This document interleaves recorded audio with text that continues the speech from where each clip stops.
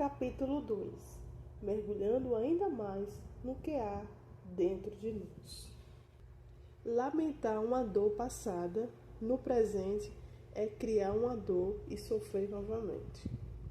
Aqueles que não têm um passado resolvido acabam por compartilhar dor no presente e contaminar até mesmo as pessoas que mais amam. William Stepan. Quando nosso cérebro recebe uma orientação, é comum que ele confronte uma orientação recebida anteriormente. Todos nós fazemos isso. Falo isso porque não duvido que conforme você mergulha neste segundo capítulo, depare-se com alguns conceitos contraídos, aquelas a que você foi submetido durante a sua vida. Preciso que você acredite no que estou falando e no que vou falar até o final do livro. E não estou aqui para caracterizar você em uma nova religião, alterar sua visão política ou orientação sexual. Preciso que você aceite as lições passadas aqui. O foco é aprender. Como você já percebeu, não há nada a perder, apenas a ganhar. Para começar, é preciso desprender-se da influência do passado. Neste momento, você iniciará uma fase primordial, que está prestes a identificar quais foram os eventos que fizeram com que suas escolhas se tornassem repetitivas e a sua vida saísse do trilho. É muito comum que em momentos assim as pessoas sintam-se frustradas por conta da sensação de obviedade.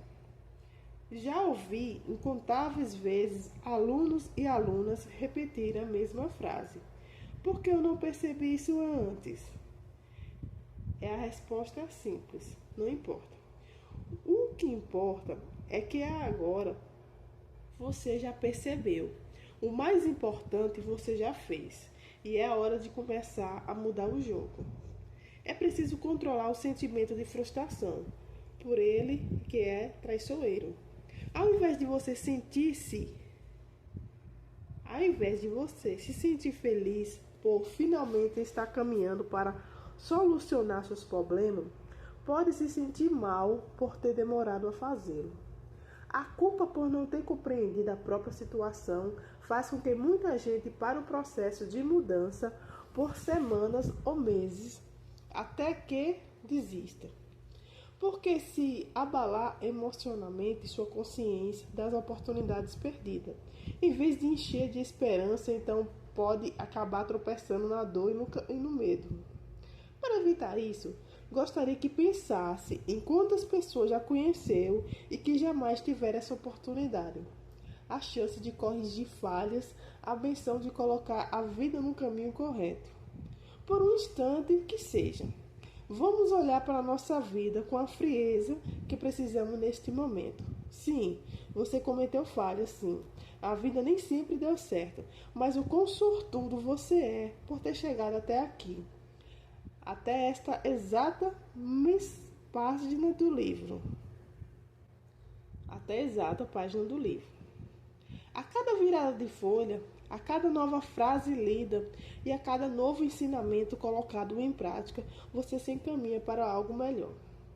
Cada escolha assertiva que você realizará, a partir deste momento se tomará um grande grupo de boas escolhas, possibilitando que novos caminhos se abram e que você prospere em todas as áreas da sua vida.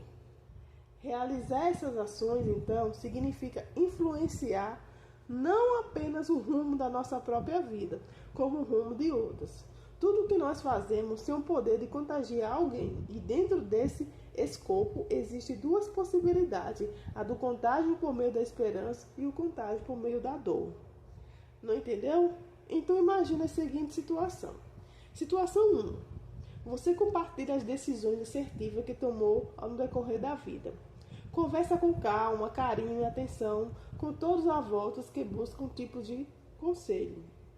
Sem nunca minar seus sonhos, mas sempre com a intenção de melhorar a vida daquelas ao seu redor. Com paciência, a perseverança e a sabedoria de quem já esteve com uma situação pior. E hoje pode entender a mão ao próximo. e hoje pode estender a mão ao próximo.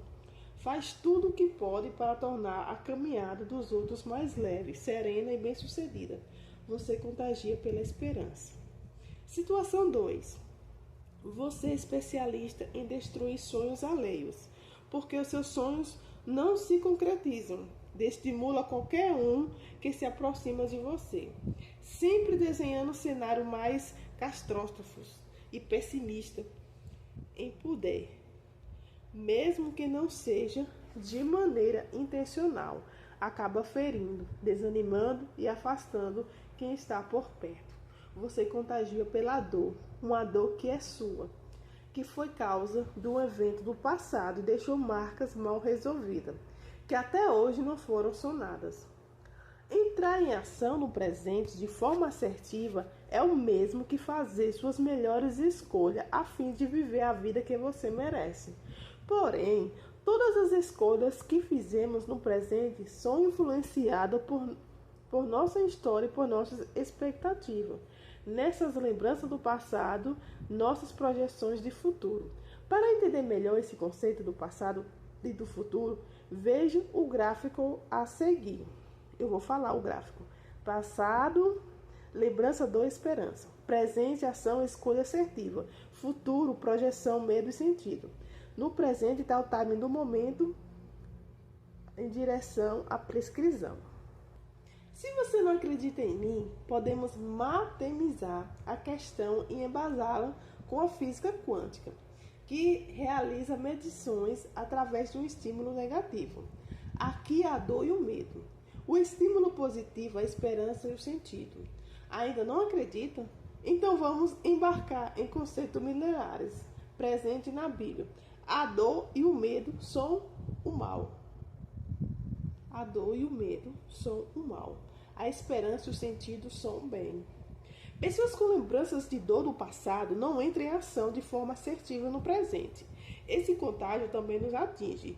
Pior do que isso, uma dor causada em uma área específica da nossa vida no passado não atinge apenas essa mesma área do presente.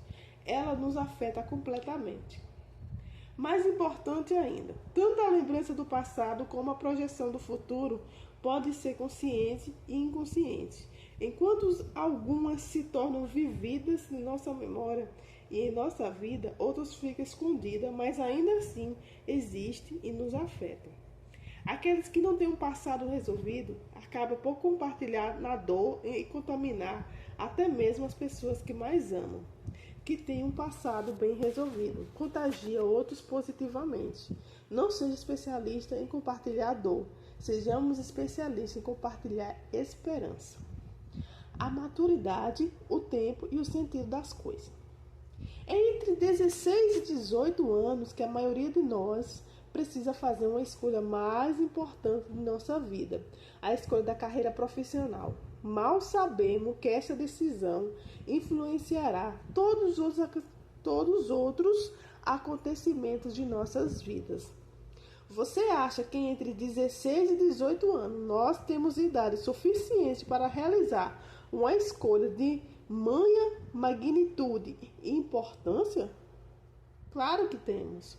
O problema não é a idade, é a maturidade, que na época muito provavelmente nos faltou. Como você já aprendeu, a maturidade não está diretamente ligada à idade. Nós adquirimos maturidade com experiências e observação que vivemos e fazemos ao longo da vida, seja as que já vivemos ou as que ainda almejamos a viver. E para isso é preciso entender melhor nosso conceito do time. O time é o momento, não é tempo. Se fosse tempo, seria de time. A oportunidade tem data de validade. E na hora de uma tomada de decisão, seu cérebro busca aquilo que já viveu, aquilo que acredita ainda viver um dia e entrega a você uma possibilidade de resposta. Hora de uma pergunta. Qual é o melhor tipo de experiência? Aquela que já vivemos ou aquela que ainda viveremos? Antes de responder, realize um exercício mental e tente lembrar o que você aprendeu no passado. Mais do que isso, entenda que o seu eu do passado era, na época, e no presente, e o seu presente. Lá na frente distante, mais distante, para mais uns das para os outros. Você precisou realizar uma série de decisões importantes para entrar em ação. O seu passado impediu de você realizar erros? Duvido muito. No início do meu casamento, eu já estou casada há 18 anos.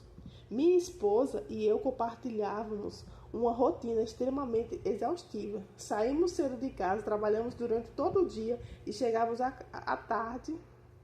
E chegamos a casa já perto da meia-noite. Por conta dos nossos estudos na faculdade, aos sábados o dia era reservado para realizar faxina em casa. E diferente do que você pensou, o domingo não era repleto de descanso e diversão. Todas as tarefas acumuladas da faculdade precisavam ser resolvidas. E sabe o que mais me incomodava no meio disso tudo? Lavar a louça. Esse cômodo me levou a realizar uma projeção. Um dia, não importasse quando, eu deixaria de lavar a louça e não precisaria limpar um garfo sequer. Essa situação ainda não havia acontecido. Eu sequer sabia quando poderia de fato acontecer, mas tornou-se um sentido, um impulso, uma bússola para a tomada de uma ação no presente. Vamos sair do túnel do tempo e voltar apenas para 4 anos atrás. Quando me mudei, junto com ela, de apartamento, na ocasião, durante uma conversa com a arquiteta responsável pelo projeto do nosso novo lar, pedi que ela deixasse um espaço reservado na cozinha para isso mesmo que você está imaginando, uma máquina de lavar louça. Quando eu e minha querida Ana Paula decidimos realizar o projeto no nosso novo apartamento, deparei com a oportunidade, a chance de dizer sim ou não para a máquina. E eu disse sim, porque havia criado muitos anos antes um sentido para ela. Certa vez, contei essa história durante uma palestra e fui confrontado por um rapaz. Segundo ele, era fácil para mim contar esse tipo de vivência, porque eu tinha dinheiro. Há algo que preciso confessar, caro leitor, sempre foi muito observador. Assim que o moço começou a discursar, percebi que ele tinha traços de alguém que era fumante. Curioso para confirmar essa hipótese, antes mesmo de responder a sua indignação, acabei perguntando e tive a confirmação de que sim, ele fumava. Um maço por dia, por sinal. Naquele momento, realizei um cálculo simples, arredondado o preço do seu almoço diário por R$ 5. Um valor significativamente menor do que as pessoas pagam hoje em dia, e contei para ele que, com apenas 2 anos sem fumar, ele poderia comprar a mesma lava-louça que eu e ainda ficar com um bom trocado no bolso. Não estou julgando o hábito dele. Não estou dizendo que a minha máquina de lavar louça é especial. A questão aqui é muito mais simples. O eletrodoméstico fazia sentido para mim. Fumar faz sentido para ele. O mesmo recurso financeiro usado para mim para comprar a máquina de lavar foi usado para ele manter o hábito de fumar. Nunca foi uma questão de estar caro ou barato, se sou rico ou pobre, mas se faz ou não sentido. A melhor experiência que você precisa para fazer escolha assertiva no presente está no futuro. Não estou com isso pedindo para que você despreze o passado, até porque são experiência e observação do passado que dão ou não a você a capacidade de construir as melhores expectativas, projeção do seu futuro. Sem um passado resolvido, não haverá um futuro decidido. Veja o quanto o sentido diferencia as pessoas. Você gosta de planejar viagem, conhecer lugares novos? Pode ter certeza de que alguém do seu convívio social acredita que tudo isso é uma perda de tempo e de dinheiro. Já ouviu falar que pessoas que colecionam carros antigos? Eles gastam pequenas fortunas em veículo que só sai para rodar uma vez em quando. E passam a maior parte do tempo em garagem, sendo polido e cuidado em todo o carinho do mundo. Para os colecionadores, os automóveis fazem tanto sentido quanto as suas viagens ou qualquer outro hobby que você compartilhe. Quando eu casei, não houve festa. Recepcionei os convidados na igreja, abracei todos eles com carinho, como se quisesse dizer: pode ir para casa, não vai ter concretes. Parece engraçado, mas o sentido das minhas ações não era realizar uma festa, e sim continuar pegando as parcelas do meu primeiro apartamento, continuar pagando as parcelas do meu primeiro apartamento. Eu tinha recursos para escolher apenas uma das duas opções: pagar a prestação do imóvel ou fazer uma festa. Escolher não fazer a festa foi muito leve, pois pagar a prestação fazia sentido para mim. Confesso que se eu pudesse, escolheria as duas opções. Mas como era opção mutuamente excludente, tive que fazer uma escolha. Não é questão de que é certo ou errado, mas do que realmente faz sentido para cada um de nós. Você provavelmente conhece pessoas que só estão dispostas a casar e os planos envolvem uma festa incrível que dura horas e recebe centenas de convidados. Tudo é uma questão do que faz sentido. Criei sentido a preparar-se para a oportunidade. Se eu não tivesse criado um sentido para lavar louça, essa chance teria passado. E mesmo em uma melhor condição financeira do que aquela do passado, eu continuaria lavando pratos e talheres. Dentro da ideia do sentido das coisas, encontramos as más companhias. E diferente do bom senso comum, más companhia não são necessariamente aqueles que querem nos levar para o caminho do mal, ou algo do tipo. São apenas pessoas que têm sentido diferente dos nossos. As amigas solteiras de uma mulher casada, por exemplo, não desejam que ela traia seu marido.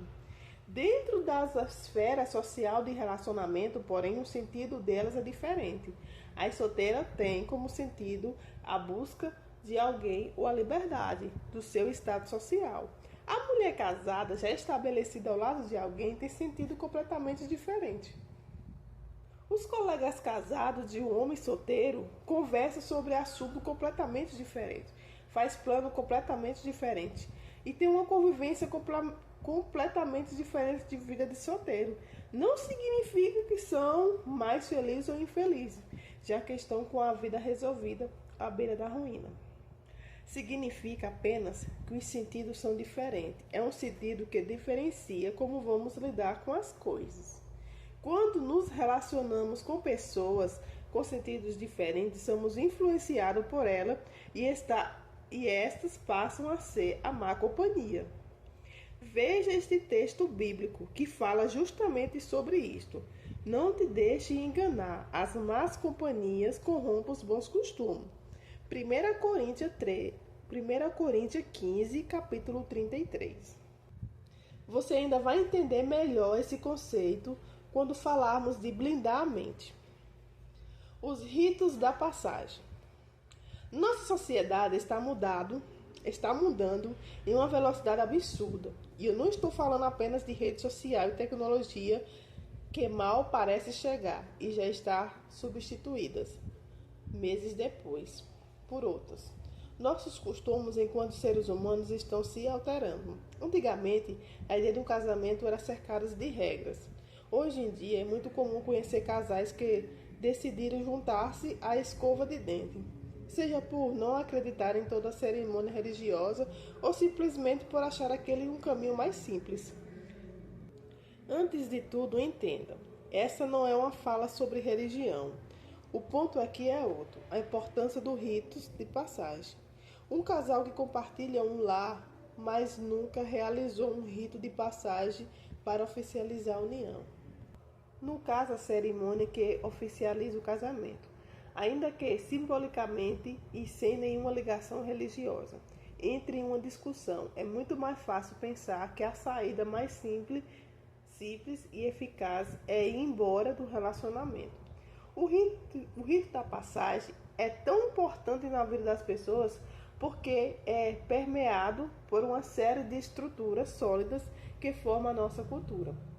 Porque, por exemplo, existem tantas piadas de sogra, tão poucas piadas de sogro? Por quê? Para a nossa sociedade, tradicionalmente, o sogro entrega a filha para o noivo no altar.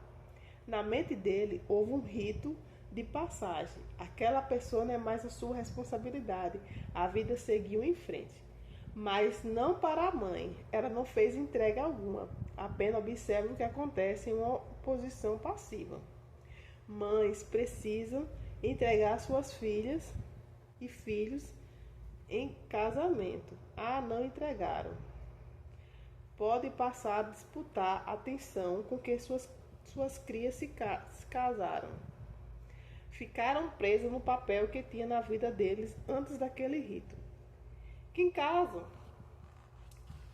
entrega para os pais uma chave simbólica da casa interior, em que foram criados e cuidados. O casamento é um rito de passagem criado dentro de um ambiente social machista, que faz a entrega da noiva para o futuro esposo é o pai. Já o noivo é entregue pela mãe para o altar, não para uma pessoa específica, o que não rompe de maneira correta o laço anterior entre o filho e a progenitora. Nesse exemplo, encontramos uma questão muito importante. Quando essa chave simbólica não é entregue, o recém-casado acaba acreditando que, se tudo der errado, pode voltar para casa. Afinal, nunca saíram completamente. E esse não é o maior problema do mundo, mas ter essa muleta mental instalada na cabeça aumenta muito a disposição da falha. Dizem que o homem é radical, dizem que o homem é racional e a mulher é emocional, mas uma construção de uma sociedade inerentemente machista. Mas quantas vezes você já viu um homem surgir com planos mirabolantes e mal pensados? E quantas vezes nessas situações foram confrontados por mulheres? Cada vez mais começamos a perceber como esse estereótipo não se aplicam e acabam sendo, na verdade, virado do avesso. É muito comum que homens, a serem confrontados por mulheres com seus planos puramente emocionais, sintam-se diminuídos. E é preciso ressignificar isso para compreender que o crescimento de um casal é benéfico para os dois, que precisa exigir equilíbrio, e não importa quem é mais racional ou quem é mais emocional, o importante é que os dois caminhem juntos. Ao caminhar em direção separada ou não resolver eventos do passado e fechar os olhos para o futuro, acabamos entrando em um lugar muito perigoso, a zona de conforto. Diferente do que muita gente diz, a zona de conforto é simplesmente um lugar de pessoas machucadas pelo passado que tem medo de entrar em ação e sentir aquela dor uma vez mais. Zona de conforto não é um lugar de pessoas que têm medo do novo, mas um lugar de pessoas que têm medo de que tudo acontece de novo. É um homem que foi traído e tem medo de entrar em um relacionamento por não querer passar pela mesma situação. É uma mulher que está infeliz no emprego e não se demite porque acredita que na sua próxima oportunidade de trabalho a frustração se repetirá. Por mérito próprio, você está se distanciando deste lugar. E se ainda sente que não está distante, pelo menos está caminhando cada vez mais para compreender quais são os problemas verdadeiros que nos afligem, como resolvê-lo. Essa foi mais uma etapa, e se você acaba de concluí-la com sucesso, parabéns! Vamos seguir em frente. Ainda há muito trabalho a fazer.